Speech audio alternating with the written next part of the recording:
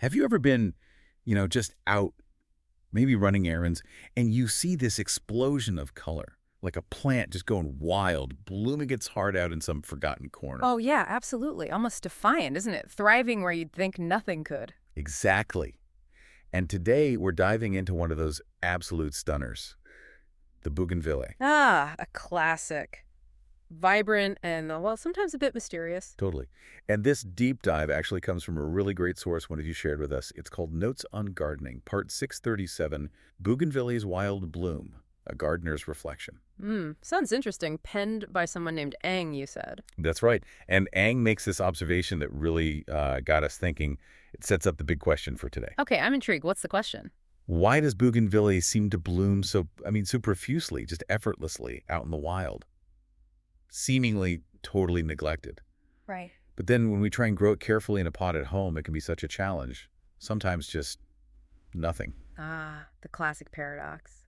The wild versus the cultivated. Ang noticed this too, right? Yeah, exactly. Ang mentioned seeing them just, quote, blooming profusely all the time on daily errands. You get this picture of just untamed, massive beauty. Which makes our own attempts feel a bit lacking sometimes. Totally. It really highlights that contrast, doesn't it? Wild success versus our domestic struggles. Okay, let's unpack this. Let's do it. So Ang's observations really set the scene. What did the notes say about why? What's the secret sauce for those wild ones? Well, this is where it gets really interesting. Ang's notes suggest something a bit counterintuitive. Okay. It's not about pampering. It's about, well, resilience.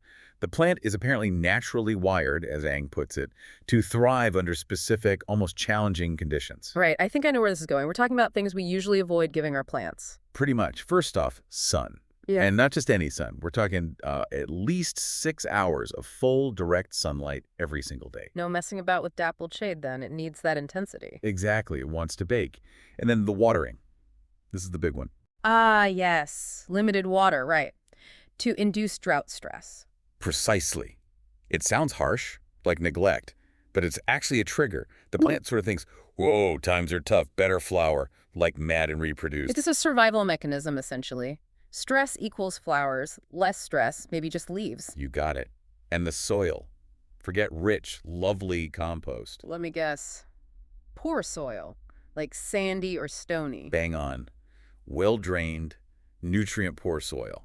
The kind where water just rushes through and doesn't hang around. Okay, so sun, drought stress, poor soil. That's the magic combination. That seems to be it. Ang figured the microclimate where these wild ones were thriving just naturally provided all that. And that's why you get those incredible vibrant bracts, the colorful leaves you think are flowers. It makes sense, but wow, it really does flip the script on standard gardening advice, doesn't it? It totally does. I mean, if you're new to gardening, you hear less water and poor soil and think, am I trying to kill this thing? Huh. Yeah, I know. My first instinct is always more water, better soil, especially for something so visually lush. Me too. But for Bougainvillea, that's apparently the wrong move if you want those amazing blooms. Exactly. We're accidentally giving it signals to just grow big and leafy, not to, put on the fireworks display. So it's a plant that needs a bit of pressure, a bit of challenge. Metaphorically speaking, yes. That's why Ang seeing them blooming profusely in the wild is such a key observation. Nature provides the right stressors. The sun provides the energy, the lack of water and nutrients provides the motivation to flower. Perfectly put. It's this really delicate balance that just happens naturally out there. Okay, so that explains the wild success. But what about the other side, the potted ones? Ang had trouble there too, right? Yeah, the source mentioned limited experience and observations, but noted that potted ones needed more specific care and sadly yielded little success. And that feeling, I think a lot of us have been there, seeing something thrive elsewhere and just struggling to replicate it. It's frustrating. Definitely. And it brings up that important question again. Why is something so tough in the wild often so fussy when we try and cultivate it? Right. What are we doing wrong? Well, the paradox seems to be us, our good intentions. Our typical potted plant care routine often works directly against what the Bougainvillea actually needs. How so? Like, what specifically are we doing? Think about it. We pot it up, and what do we usually do? We give it consistent water, right? We don't want it to dry out completely. Yeah, of course. Keep the soil moist. And we probably use a nice, rich potting mix. Lots of compost, maybe some peat moss, stuff that holds moisture and nutrients. Standard procedure for most plants, yeah. And maybe we put it somewhere bright, but maybe not quite that blasting, 6+ hours of direct, unfiltered sun it craves. We think we're protecting it. Okay, I see the problem. Those are the exact opposite conditions we just talked about. Precisely. We're coddling it. The abundant water, the rich soil, it signals to the plant, hey, life is good. Conditions are perfect for growing leaves. But not for flowering.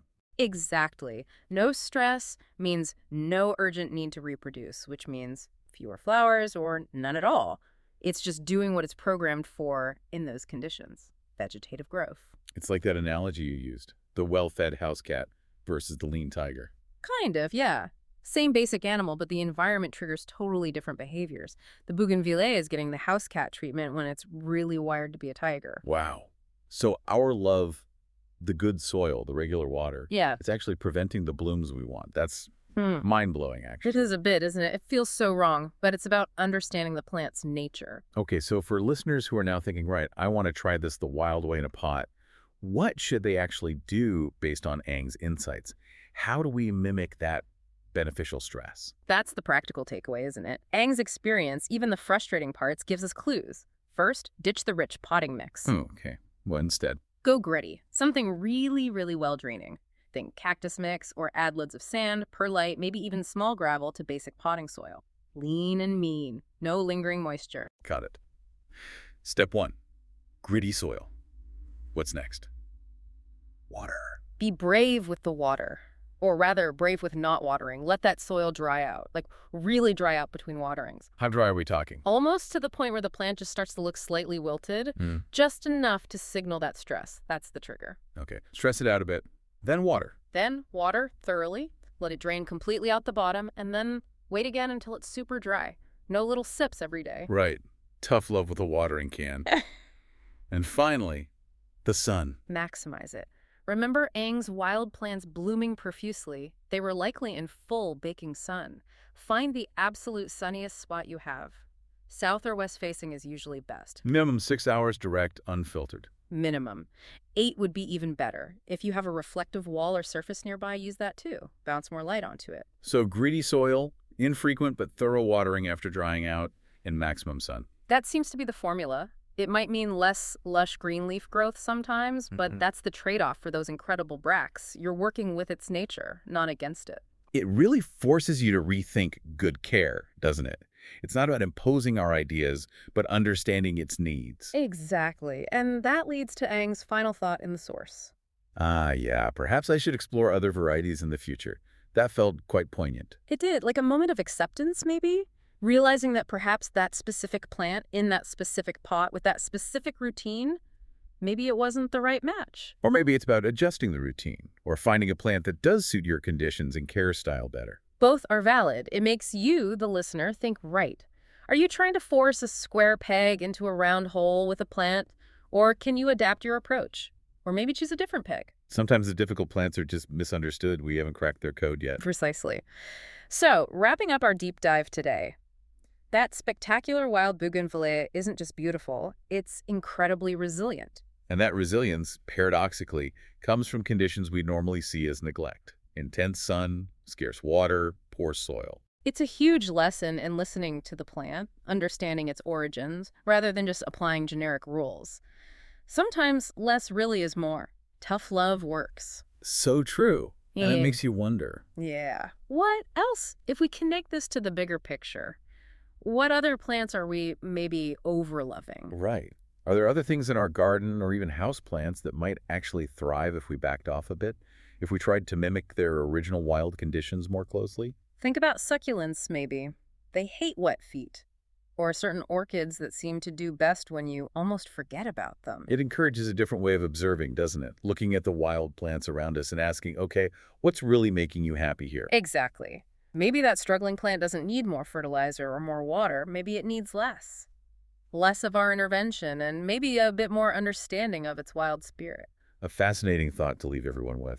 What secrets are waiting out there if we just observe and understand, instead of always trying to control?